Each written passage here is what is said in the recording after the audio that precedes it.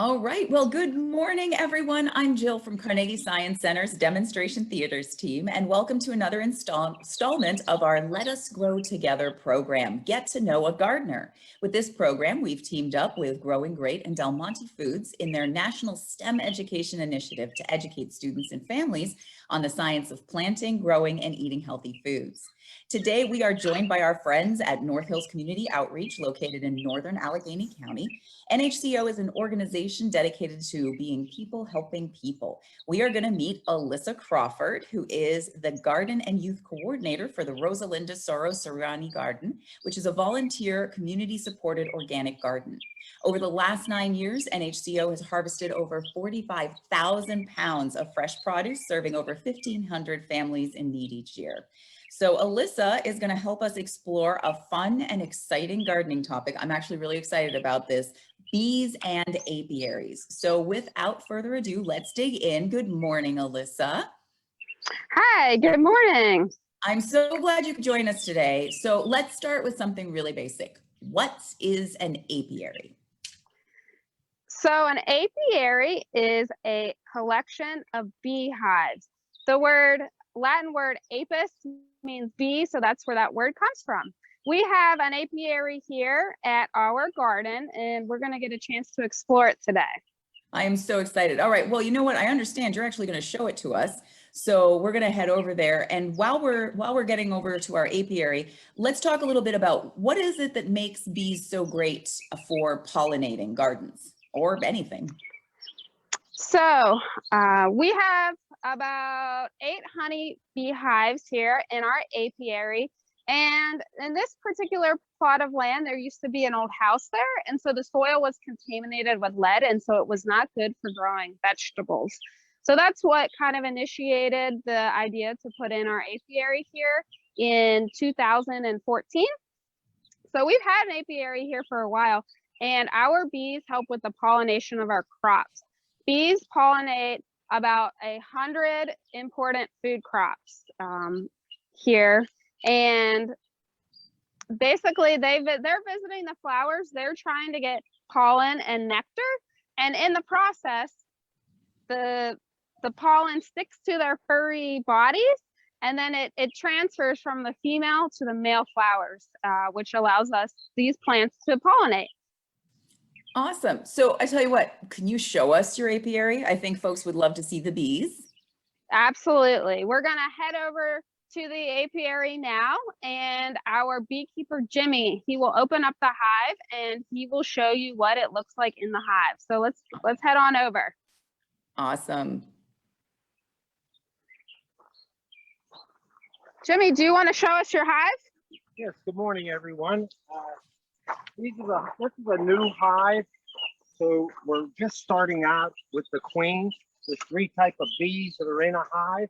They all start out with the queen, and then they have worker bees, which is 98% of the population, and they're all females. Of course, the queen is a female. The male, the 2% male, is called a drone.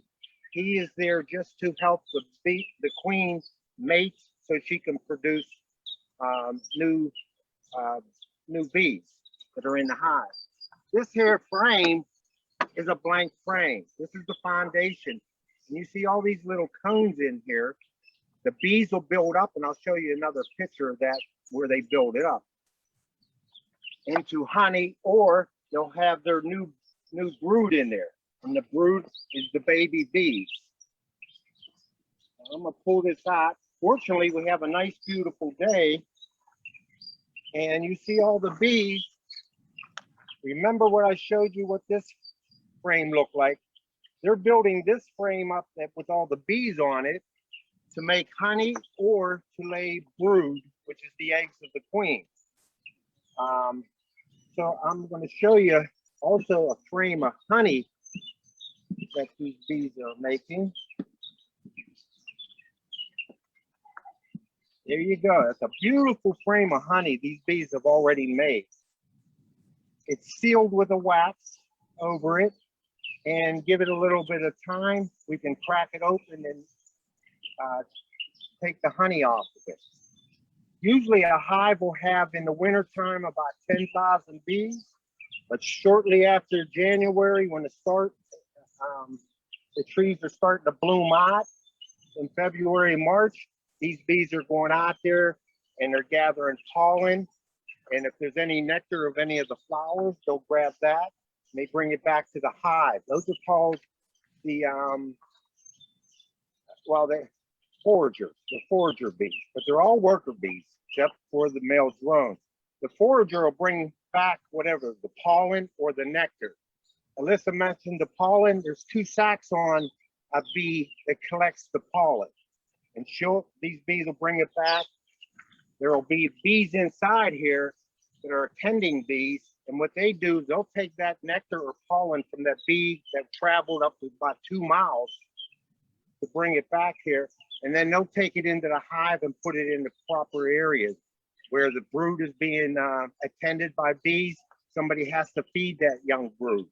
So the attendees will take that pollen and the nectar and they'll start making honey out of it through their own internal body system. Bees have 2 stomachs. One stomach is for the nectar that they just went out and gathered. And of course the 2 pouches. So a bee will make in a day's time about 20 trips. And in that 20 trips, they might be bringing back so little amount you don't even notice it. But over 30,000 bees are going to be in here this time of year, starting now.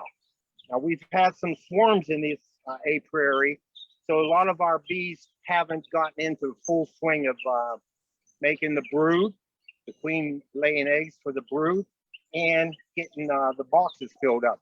But come July 4th is when I start pulling my honey off the boxes. They're filled up with honey. And again, 30,000 bees are still in here. You look at our apiary, Alyssa mentioned we have 8 hives, 8 times 30,000, we've got 240,000 bees.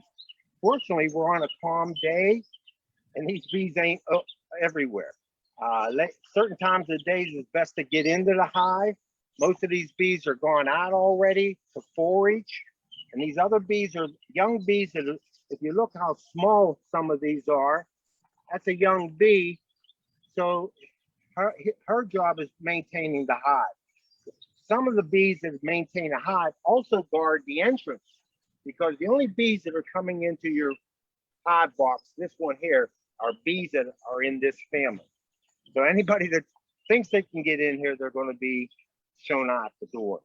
So Jimmy, we actually had a swarm this morning and we're going to get a chance to see that swarm later. Oh, okay. Wonderful. And I have a question. May to middle of June is a big time for swarms. This apiary, we've had 8 swarms since second week of April. So it's really an unusual time here, but it's all good. We love bees. They do their job. Now see, they're on this frame here. They're looking to say, okay, we got to start building the foundation.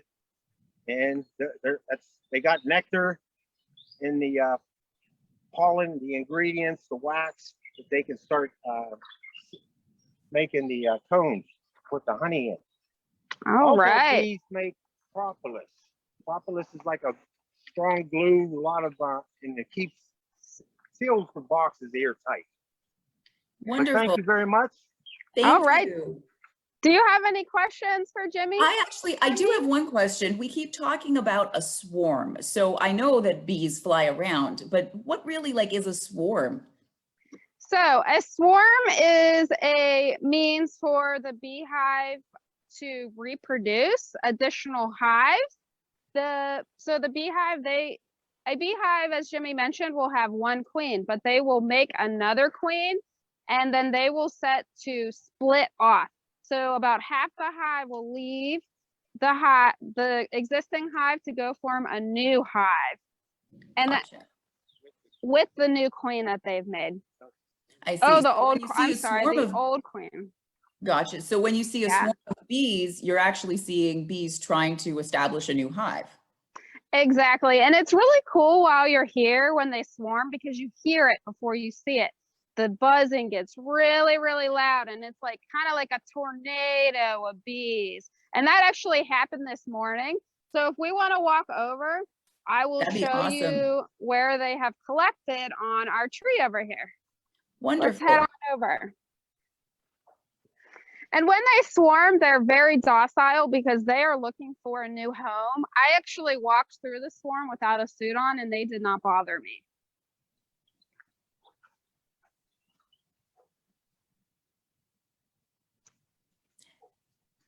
So this is the swarm here. It's collected here on our redbud tree.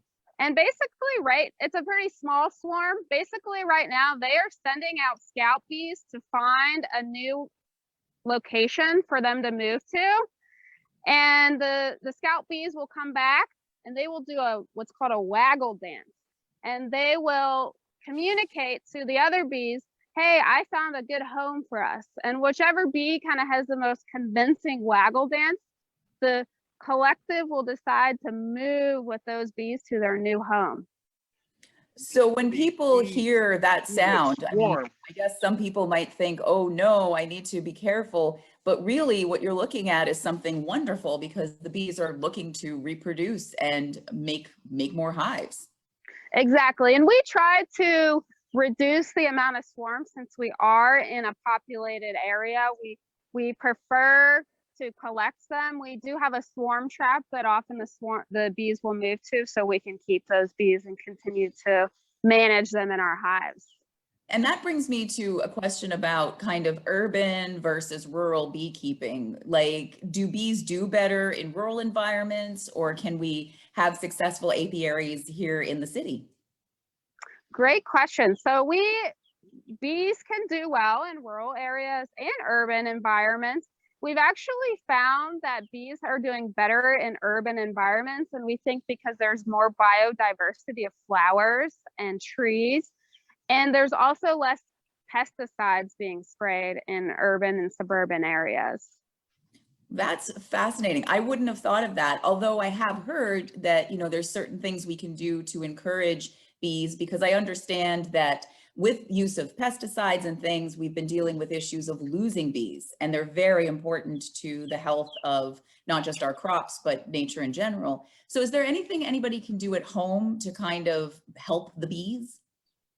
Yeah, absolutely. So you could plant flowers basically. And there are certain flowers that bees prefer that they can get more nectar and pollen from. And there's a lot of resources about which flowers are good. We have a ton of flowers planted here that we know that our pollinators enjoy.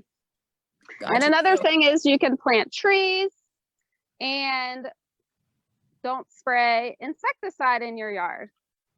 Gotcha. So, and that sounds like a fun family project. Maybe grown-ups and their kids can get together, sit down, do a little research, and figure out what shrubs and trees and plants bees really like if they want to encourage pollinators in their yard. Exactly. So another question I have is, of course, some people are like, what about the honey? So any idea how much honey the average hive tends to produce? So there are so many variables about how much honey will be produced in a given year.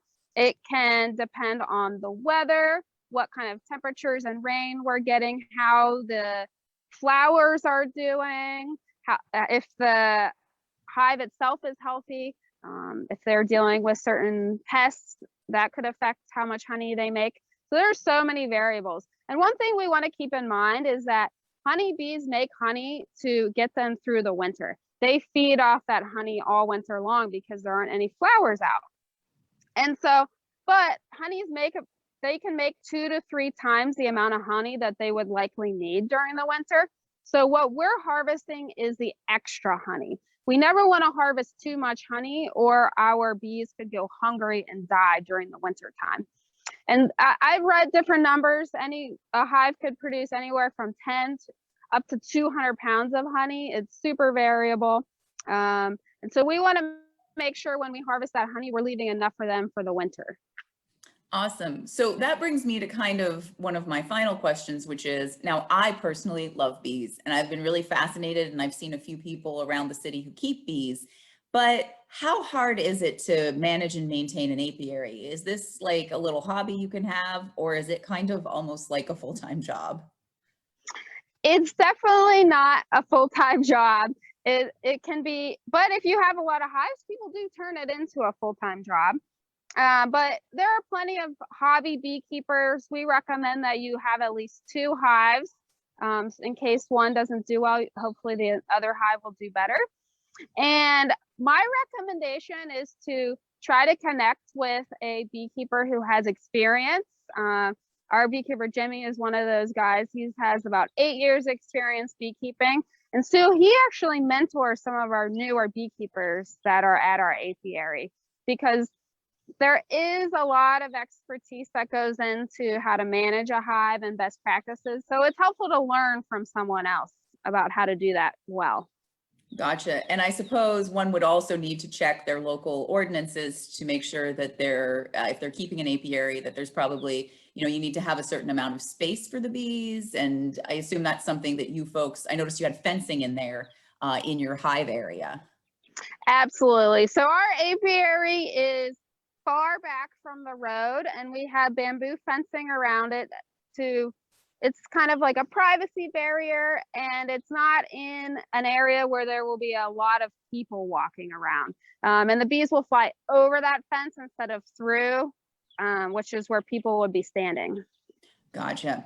All right. Well, I don't know if I'm ready to dive into beekeeping personally, but I sure am excited to have a chance to visit your garden at some point and learn a little bit more. Thank you so much for taking the time to speak with us today. We really appreciate it. Absolutely. Thanks so much for having me. We are a community supported garden, and we have lots of educational opportunities here at our garden. We love to have people out to learn about gardening. So if you're interested in learning more, feel free to find out on our website, nhco.org, with more information about how you can get connected. Wonderful. Well, thank you for joining us, and thank you folks at home for joining us on Get to Know a Gardener. For more science activities and videos, check out the Let Us Grow Together page on our website. It will be linked in our comments. Thanks for watching, everyone, and have a wonderful day. Be happy.